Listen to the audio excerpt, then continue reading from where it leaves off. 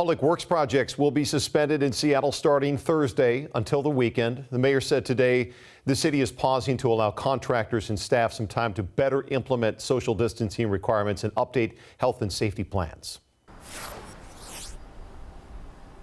That suspension includes the West Seattle Bridge. The High Bridge remains closed because of cracks and structural integrity issues. Police are monitoring the Low Bridge and they're handing out tickets to violators. That's because it's only open for first responders and port traffic. And we're told that it could be months before that High Bridge reopens. And that closure is kind of a double whammy for businesses in West Seattle, which are already struggling. We get the latest on this from King 5's Vanessa Mashania, who tonight is in the Junction with more. The same day that the governor ordered the closure of all non-essential businesses, the West Seattle Bridge closed for the foreseeable future. And now the community of West Seattle is isolated in several different ways, but its community members are leaning on one another for help.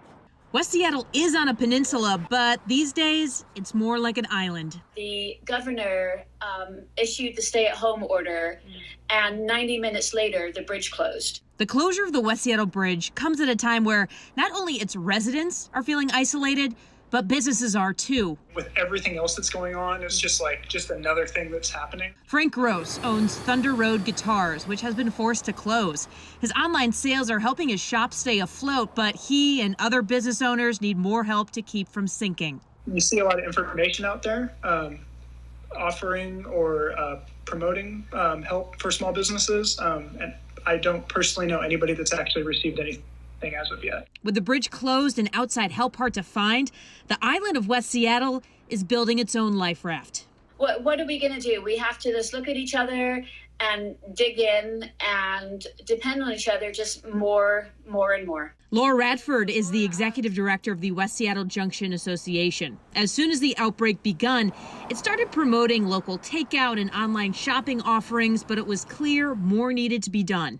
The employees of the businesses, thank goodness, they're going to get unemployment, but there was very little funding for the actual business owners themselves. The Relief Fund was born. Community members can choose to adopt a business, and those dollars given will go straight to the business owners.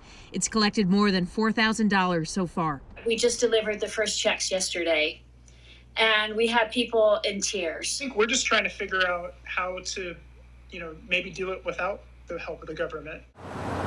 It is uncertain when the order will be lifted or the bridge reopened, but with continued support from one another, West Seattle is out to prove that no neighborhood is an island. It's the generosity of our community members supporting the small businesses that help us keep going and give us the belief and the conviction that one day we'll come back online. If you have a favorite West Seattle business you'd like to donate to, text the word Junction to 206-448-4545 and we'll send you a direct link to the portal where you can give directly to that relief fund.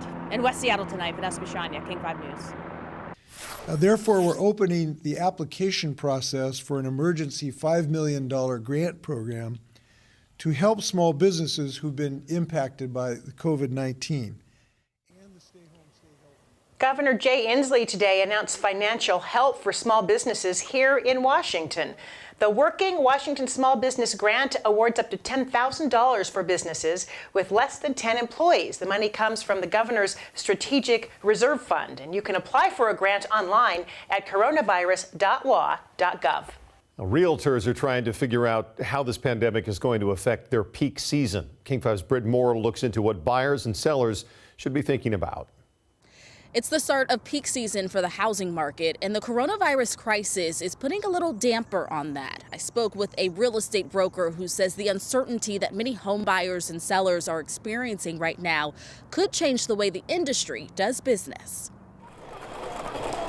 The coronavirus pandemic is already impacting the real estate market. With some still very strict guidelines, it's certainly not business as usual. Properties can still be listed and shown within certain guidelines. There have been some cancellations, there have been things coming off the market temporarily, but interestingly, there have been new listings hitting the market, not a flood of them. Chet Kreil is a licensed broker who says the current housing climate could create a great opportunity for anyone looking to buy. there isn't as much inventory right now, of course, because again, things have come off the market, whether temporarily or just canceled altogether for the time being.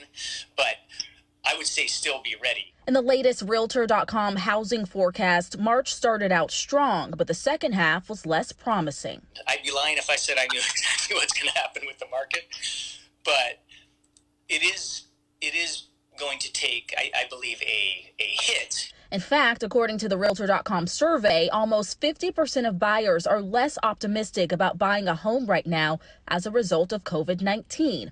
Almost 50% of sellers are looking to sell later. We're going to be entering what we might call the new spring, at least for this year, and that could be, I don't know when things are going to be lifted or return to more of a normal state, but let's just call it, if we got back to a little bit more normal later in the year. Cryle believes housing prices will drop, but he's unsure if the drop will be comparable to the 2008 recession. I see probably a quicker recovery this time around, and maybe not bottoming out as much as it did that time.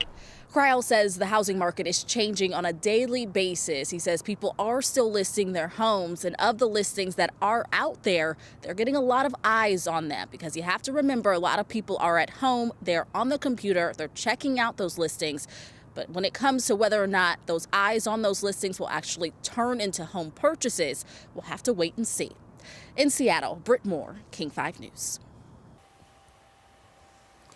In a new exclusive King 5 poll, Survey USA asked, how concerned are you about being able to make your monthly mortgage payment? 31% say they are somewhat concerned. The next two most popular responses were not very, followed by very concerned. Well, see it, snap it, send it. That is what Attorney General Bob Ferguson wants you to do if you see price gouging. Washington does not have a specific law against it, but doing it during an emergency violates the Consumer Protection Act. Sending a screenshot to the Attorney General's office on his website helps investigators find and cite sellers who are price gouging. 22 more people have died from coronavirus here in Washington, bringing the total number of deaths to at least 394. Nearly 8,700 have tested positive for the virus. 80,000 others have tested negative, although that number could be higher. The state has not given us an updated number since Friday on exactly how many people have actually been tested. But there's growing concern that those numbers don't actually give us a complete picture of the real fight against coronavirus. And that's because of false negatives. If someone has the disease and has the test, 70% of the time the test will be positive, and 30% of the time it will be negative. That means 30% of people who have COVID-19 and get tested for it don't actually know that they have it. Nationally, health experts are sounding the alarm, saying that if you have coronavirus symptoms, you should assume that you have the illness. The CDC says it's impossible to test that these tests are incorrect. The CDC says it is possible that tests are incorrect for some people.